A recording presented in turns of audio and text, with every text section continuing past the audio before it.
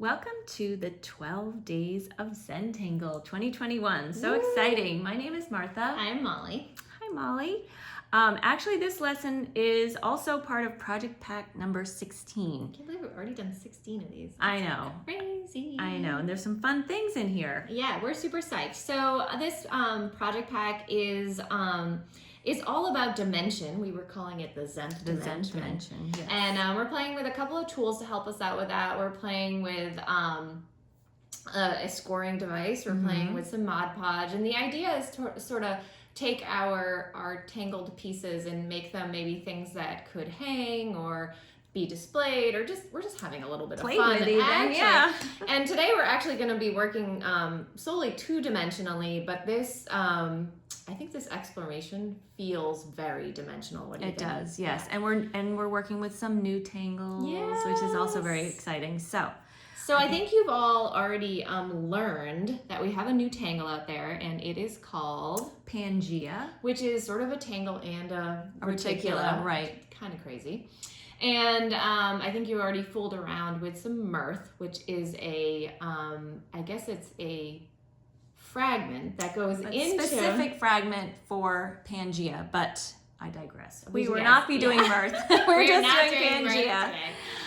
We're going to be focusing on a weird or fun technique you can do with Pangea that's playful and a little tricky, takes a little bit of concentration. Yeah, but it's a really neat technique. I think you can use it in a lot of other ways with the black tiles. And we're just planting seeds. Yes, we're planting seeds and you guys are going to roll with this. We're excited for you to see what you guys do with this. Here we go. So let's get our materials ready first. We like to get ourselves a little bit organized. So Martha has the materials we're going to be using, and as these always, are the ones we'll need right now. Encourage you all to, if you don't have a project pack, then just use whatever you have available to you. But our project packs are available on zentangle.com. And if you have yours, this is what we're using. Yes.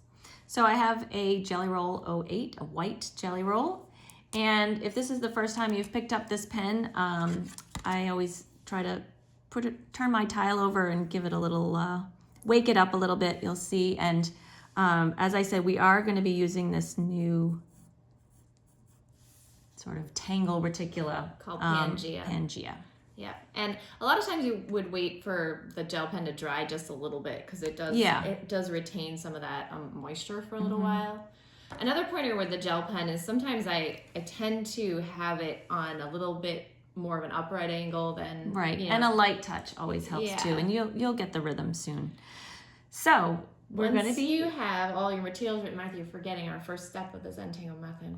I'm so excited. I know she is a little excited, but I do always try to welcome everybody into our class or your practice with an acknowledgement of that first step, and the first step is gratitude. And so I invite you all, once you have your materials ready and your space ready, to perhaps maybe just pause for a moment. I like to gently close my eyes and offer yourself that moment of gratitude for whatever it is in your world that is coming sort of forward. Those little things that maybe are big things in your world. And just pause for a moment to recognize the time we have today and the ability to create.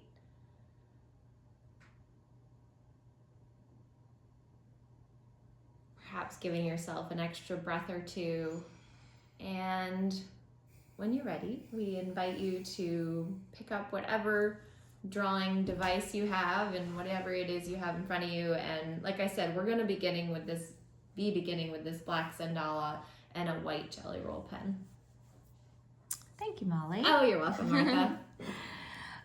Okay, so we're going to be starting with Pangea, and Pangea is a very organic tangle, and we're going to use it to cover this whole surface that we have here.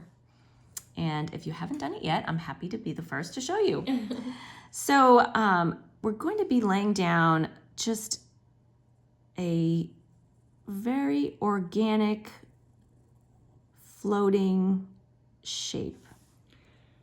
It's like like when you fry an egg, maybe. Yeah, it's got that, or a little puddle. And the whole concept here, a lot like Tripoli and Mulligan, is that this tangle is focusing on the aura or the space between each shape. So I'm going to draw another shape in the same manner, but not necessarily the same shape. But my first focus is to aura the lines that are already there. And then I can be creative with my shape, but always focusing on that space between. Like almost where it's kind of connecting. It's like this little avenue she's creating. So like this beautiful little space there is the one we're going to continue to focus on. Right. So these shapes don't have to be perfectly lined up. In fact, it's more interesting if they sort of overlap. But you see where my focus is just that aura space. And as with my regular practice, of course, we turn our tile every time for a clear and consistent perspective. So my shapes are, well, it's hard to give a size, but it's sort of the size of a coin, but they don't have to all be the same. I just really want to focus on the aura. And I'm starting from the center, but you may have a different take on that. You might want to start on the edges and work in, or from one side to the other, depending on which tile you're using. So you're really reacting to the previous shape that's drawn. So that first shape is, kind of setting the tone, and then after that, you're just kind of, each one's responding to the next. I'm enjoying how it's writing its own story here. I haven't planned where each of these is going, but like Molly said, just reacting to the lines that are there. I think one thing I've learned too is to not let yourself, in this specific case, we don't want our Pangea shapes to get too small, which is kind of easy because we're going to be using this as a reticula. So just as a frame of reference, try to continue to make those shapes like, Martha is doing, because if they get too tiny, then we're not going to be able to draw within them. So, and again, just remember the jelly roll does stay wet a little longer than the microns do. So just take your time, make sure you don't brush your hand over it. Martha's like really carefully moving her tile as she goes, so she doesn't do that. Aura is such an important part of the Zentangle method, and we first most of us are introduced to it with Crescent Moon, and it's really amazing how important that tool of recognizing the space between, it's really an integral part of a lot of things that we do. And it's you get to set the tone of that spacing, like in that first series that you put down. So you could have had a little more space than Martha's creating, and then as long as you're consistent with it, you create a pattern in your own way. So there's a lot of different directions it can go. I'm enjoying this focus right now. It's actually so peaceful. Sometimes you get a little something on your pen and you can just wipe it on a piece of paper. You'll see on the edges here, I think you can do it in a few ways, but I'm just envisioning my Pangea going right off the edge.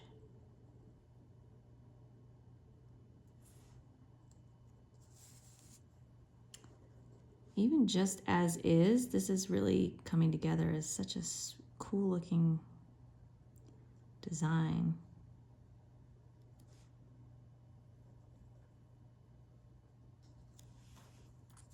I'm trying to make each one of these a completely unique shape. We'll see. I think once you get in a rhythm, you probably have a personality. We'll all have a little personality to our Pangea.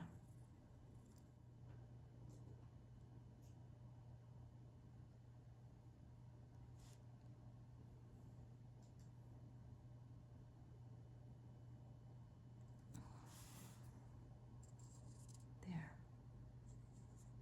That's sort of a giraffe looking pattern maybe, I don't know. All right, so give it a moment to dry. As we were saying, the jelly roll does take just a minute to dry. And Molly's gonna come in and do something that I'm just gonna say, have faith. And she will guide you and it will be amazing. All right, so we have this beautiful Pangea here, and Martha and I were just saying how beautiful it actually is on its own.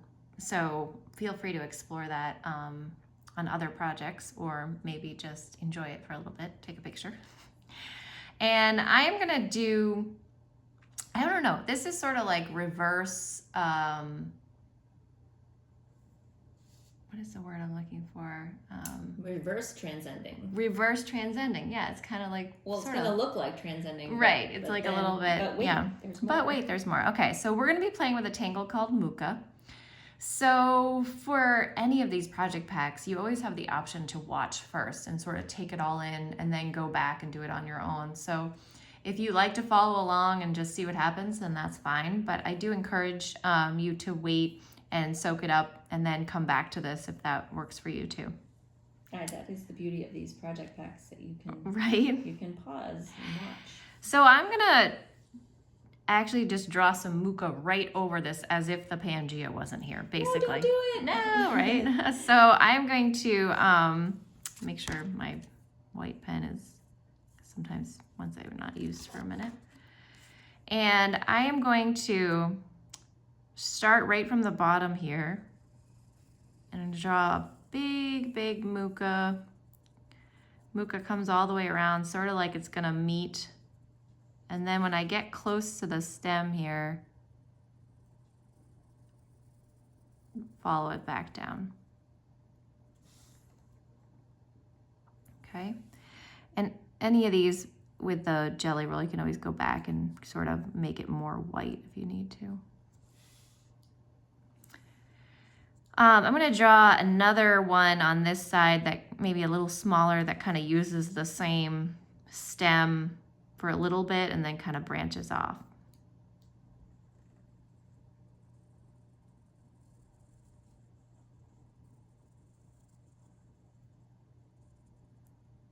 Comes back close to the, comes back down. I know it's a little confusing right now, but I'm going to turn my tile a little bit and I'm going to do another series here.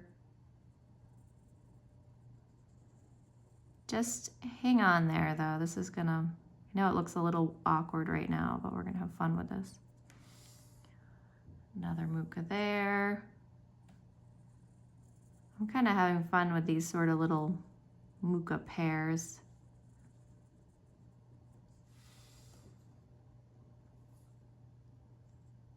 It just looks like a sprout, right? Like right? Like a pea sprout or something like that. I'm gonna do a little one right here.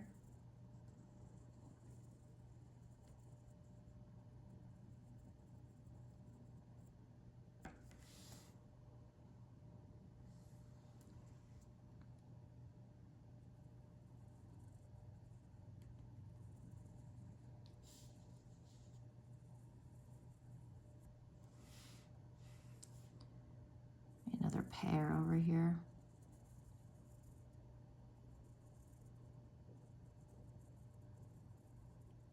Muka is also one of those tangles that everybody's has their own little personality, so. So I know you're thinking, you're like, oh, this looks kind of busy right now. Yep, it does. But I'm not gonna do these all the way around. I'm kind of gonna play around with this like bottom half of the circle.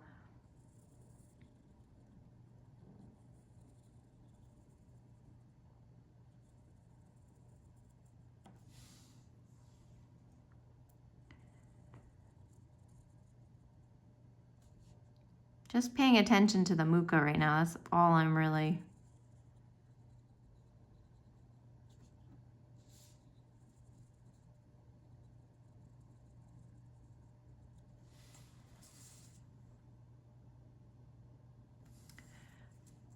think I might put another one right here actually from in this big one.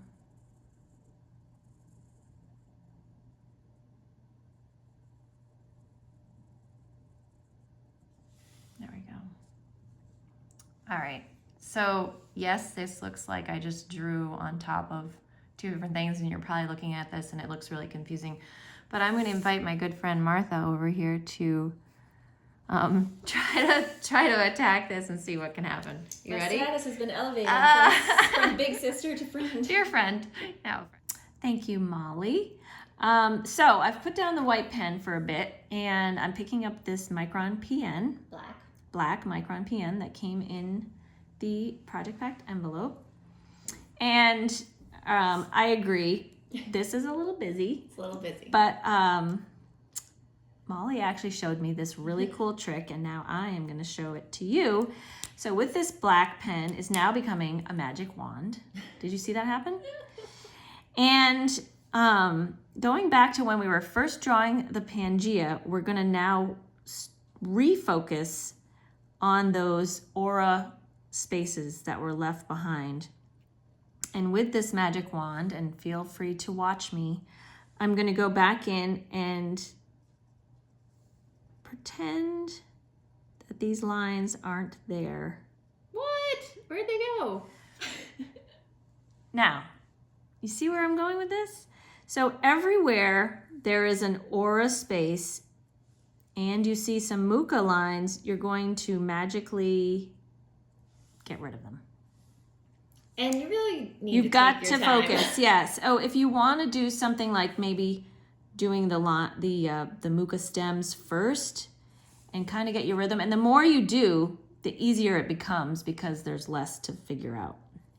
So I'm going to focus on the stems right now because I think that that's where it's going to make a lot of sense for me. I'm starting at the bottom, and I'm seeing that there's an aura space right here. So I'm going to go in and get rid of, and honestly, if you make a misstroke, you can actually just go back and fix it with the white pen. So there's really a lot of forgiveness here. And so I just ask that you take your time and kind of enjoy. It's like a little bit of a puzzle. And I'm seeing that this aura space here, there's a lot going on. I'm covering a lot here. But you'll see when we're done that there's this beautiful Muka that's hiding behind the Pangea, and it's actually just the coolest thing. So focus on the aura space. You can even follow it. Oh, there's one that crosses it. I'm following it around. There's 3 lines that cross. And you'll get the gist of it. You could even just use, hover over this space and follow along. It's like a river in between the Pangea floating. Yeah, you're kind of traveling on that space in between. And I'm stopping, I'm reframing my reference, I'm turning my tile, and I'm just going carefully. And like we said, you can always go back and fix it with the white pen if you need to. Taking my time, I'm watching this as it flows down here. I feel so powerful right now. And every time you do it, you're like, oh my goodness, that is the coolest. It's really fun because suddenly you see that Muka kind of just fall back a little bit. It actually reminds me of like the namesake of Pangea. Mm-hmm. It's almost like it was this puzzle or this mass that was all together, and then it separated and the spaces. All right, so here's one that's tricky. I'm following, I feel like it's like these Pangea are floating in water, so we're following the water around the edges here. Right. The Micron doesn't cover the silver as well, in case you were wondering, because we have a silver jelly roll in there. For some reason it covers the white a little better, so just a little. And I was playing around with some other ideas too, like other tangles that could fall behind this beautiful Pangea. Maybe vertigo. poke root could fall behind. Yeah, I think a lot of the organic tangles would be Flux, yeah. Okay, so it's starting to kind of come together a little bit more, but I mean, honestly, it's still a little bit busy here because we haven't established what is and what isn't. And I know a lot of you are probably like, this is crazy. But it's a fun little technique and you can take it or leave it, but here we go. It is something. So the next thing I'm going to do is I'm going to use my white charcoal pencil, and you all should have one. And I like to have a sharpener nearby, so if you have a sharpener that you can use, a lot of us use this General's All Art sharpener with our white charcoal pencil. So if you have one nearby, I recommend having that. And I'm going to begin with this big Muka that I did, and I'm actually going to just take my charcoal pencil and I'm going to, just within the Pangea, I'm going to color in with the pencil. And again, this takes a lot of focus because I'm just doing in the Pangea. I don't want to color in the space in between. And I'm just focusing on one of these Mukas at a time.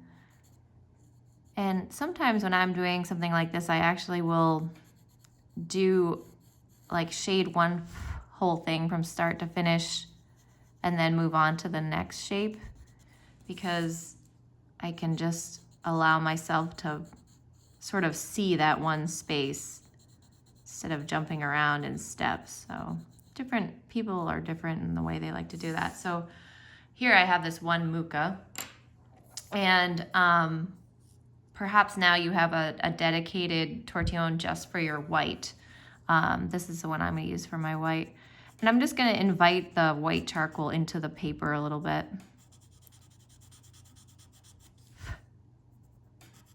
Kind of gets rid of the pencil lines.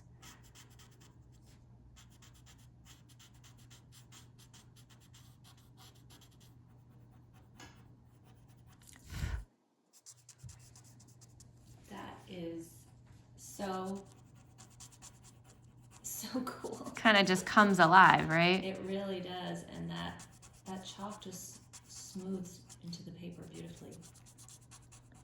Well, and it was a little bit of a process, right? It's kind of like just playing around with different ways to get to different places, I guess.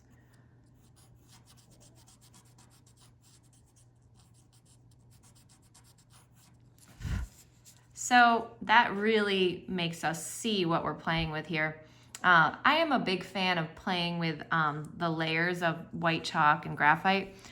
And at this point, I'm going to add a little bit of graphite on the bottom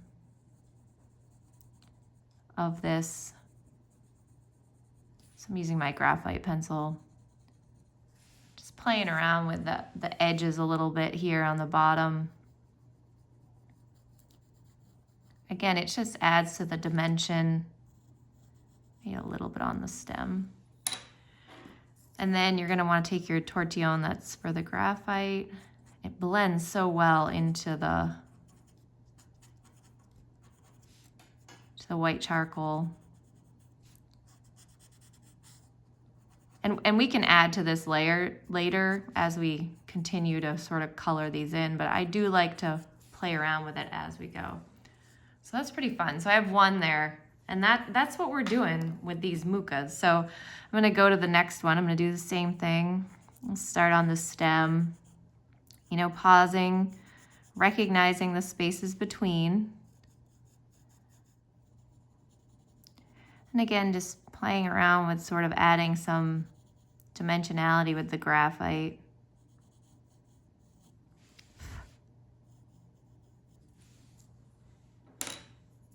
Make sure you have the right tortillons.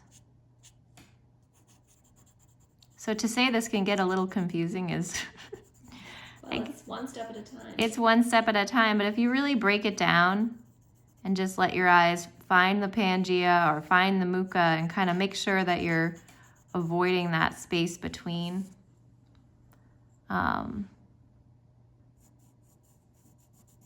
all little tricks. And like I said, if you go in the wrong space, there's so much room for error. You can kind of go back and forth or create something else out of it. So have fun with it.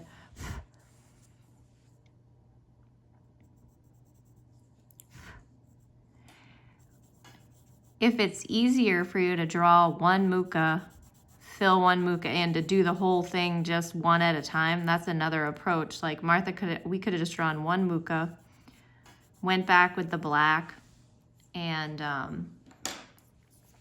then filled it in just so your eyes could see it. Then that's an option too. So if you haven't started drawing yet, that's another idea, is to just really do one step at a time. And like, for instance, I went, you know, in that space a little bit with the white charcoal. You can just go back and kind of clean it up just like so. So there's a lot of room for play, for sure. Okay, so I'm working my way around here. I think I got one more Muka to fill in. As you can see, the Muka's kind of starting to emerge from our composition here. What I love about it is the Muka appears to be drawn behind, but it actually wasn't drawn I behind. know. That's the cool thing. And you could, like I said, you could go about this in a couple of different ways. If it's easier to draw one Muka, fill it all in with the chalk, put in the shading, and then draw a second one so that you really can get a handle on the shape and you don't get kind of lost. You can do what works for you. And it's really just kind of a playful exercise and sort of just making yourself slow down and just focus on one thing.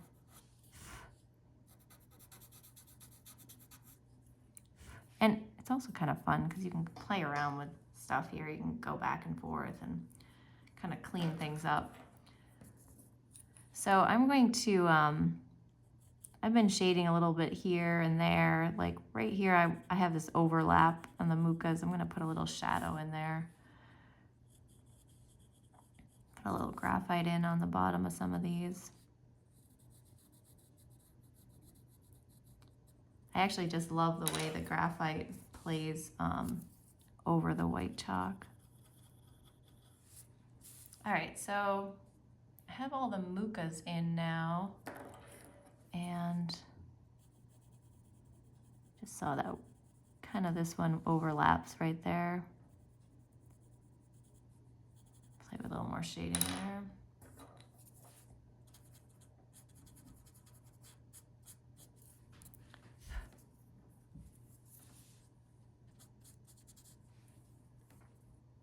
And as we said before, you can go back in with both your jelly roll or your black pen if you want to kind of clean up any spaces here and there. Maybe spaces you forgot. And now we're going to add a little texture. What do you think, Martha? I think so. Okay. These are so great, Molly. I love these sweet little Mukas. So now I'm going to pick this white jelly roll back up, and we're going to add a little bit of texturing in the foreground. If the Mukas are in the background, the texturing will be in the foreground. And we're just going to do some lovely, simple tipple. And what I'm going to do is I'm going to be filling in with tipple into these Pangea floating islands, but only the ones that the Mukas are touching. So starting right here in the middle where it's obvious, I'm just going to be getting that pen going again, just adding lovely tipple circles, and they can vary in size and reacting to the space that's there.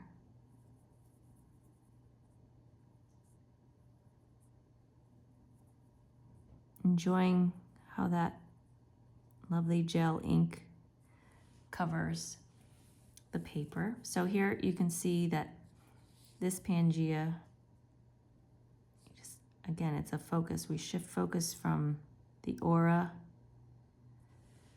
to the Pangea. So we're not working in that aura space at all. We're just adding Tipple inside of the Pangea floating islands.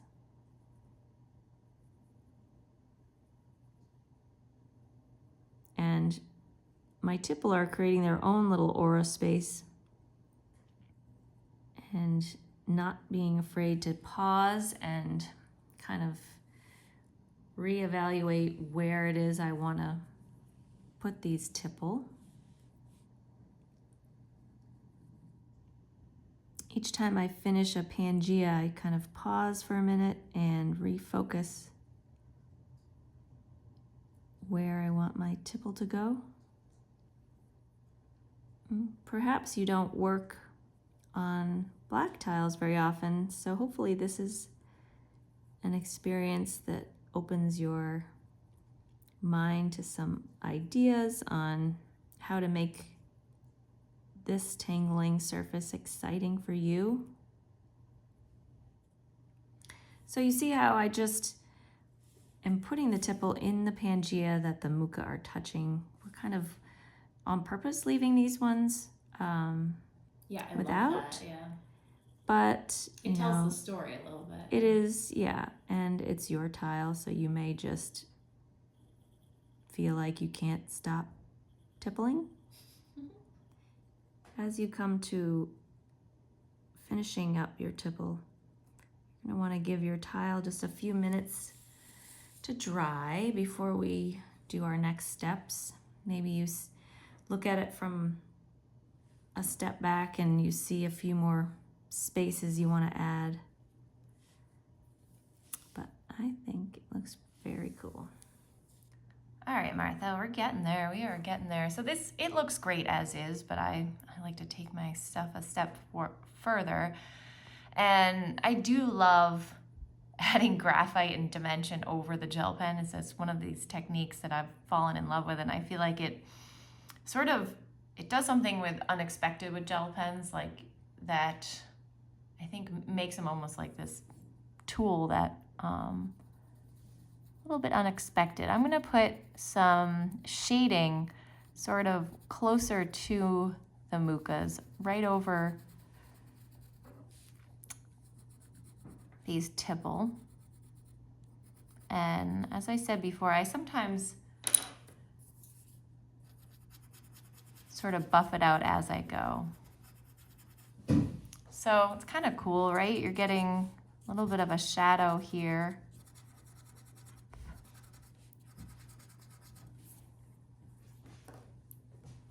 And just going back and forth with the graphite pencil and the tortillon.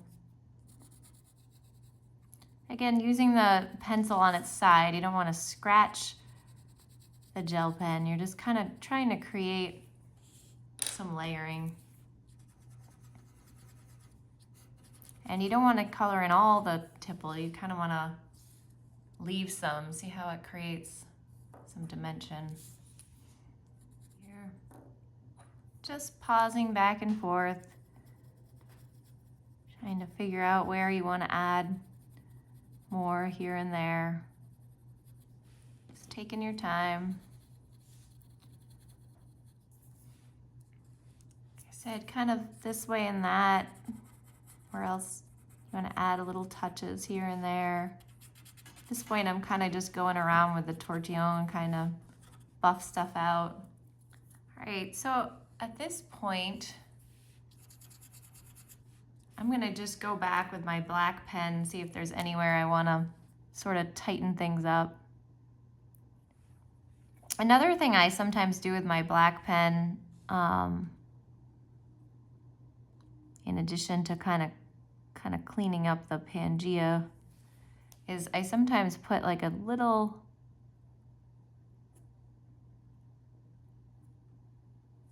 shadow, a dark shadow underneath some of these Muka just to like re-emphasize it.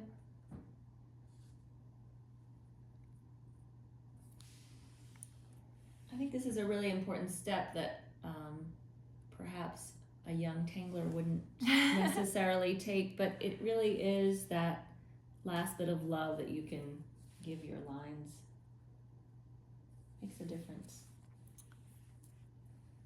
Yeah, it's just kind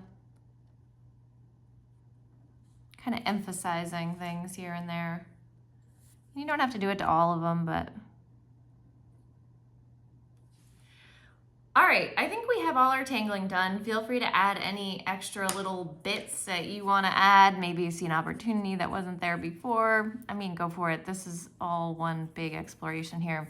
So Martha and I have bigger plans for this tile. So I invite you to throw your chop on there somewhere if you'd like, because we're gonna, I'm just gonna put M and M. Martha and I are going to Mod Podge the front of this, and then tomorrow or in the next video we're going to do another tile and show you a fun way to sort of combine them. But for today we're just going to put a layer of Mod Podge on top of this tile. So I've taken a scrap piece of paper here, and just so I can put it underneath so I don't get Mod Podge on my table. And I'm just putting the tile down here, and Martha had a fun suggestion where she kind of used the scoring device to hold her tile down so she didn't get Mod Podge on it.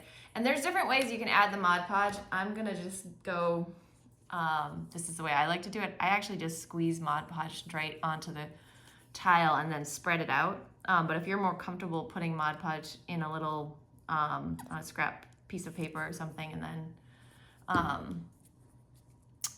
and then painting it on separately, that works too. So I found with Mod Podge, the faster you do it, the better.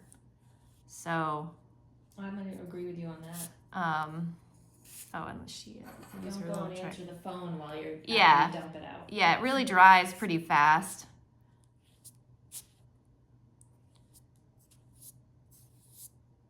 And then while your brush is still wet, I would immediately go wash out your brush. And that's it for today, folks. Thank you so much for joining us, and we will be back with you and we'll do something fun. It's perfect. I love it. I love it. It's really fun. Good job, Molly. Thanks, folks. Thanks, Martha. Talk to you soon. Bye.